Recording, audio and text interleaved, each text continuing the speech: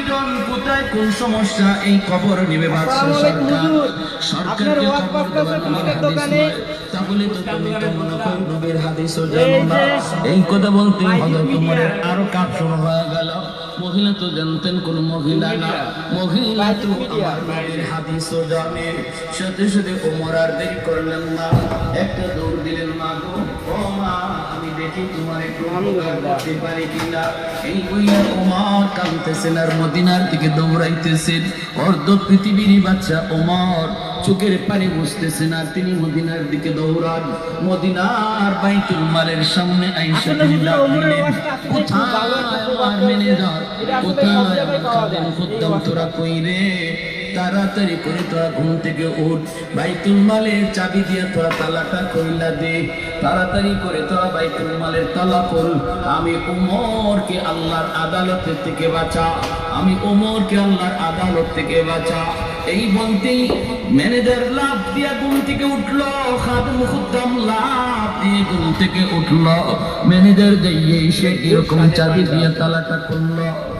তোমার একদম খাস খাদেম ছিল আসলাম দৌড় দিয়ে আইসা কয় আমিরুল মুমিনিন ঘটনা কি হয়েছে একটু কর ওমর আসলাম ভাই আপনারা কি প্রত্যেকদিন এই ওয়াজটা শুনেন হুজুরের ভাই যা কাল্লা সাউন্ডটা কিন্তু খুব সুন্দর হুজুর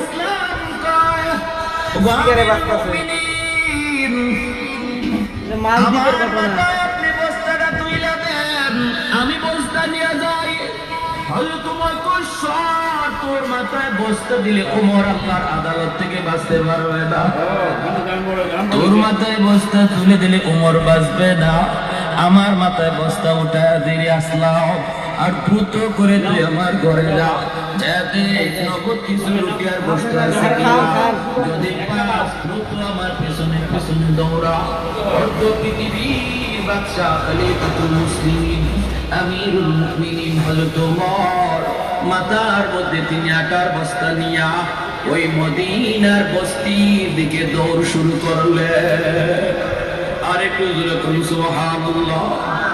फारूक तेरा नाम से इस्लाम रहेगा फारूक तेरा नाम से इस्लाम रहेगा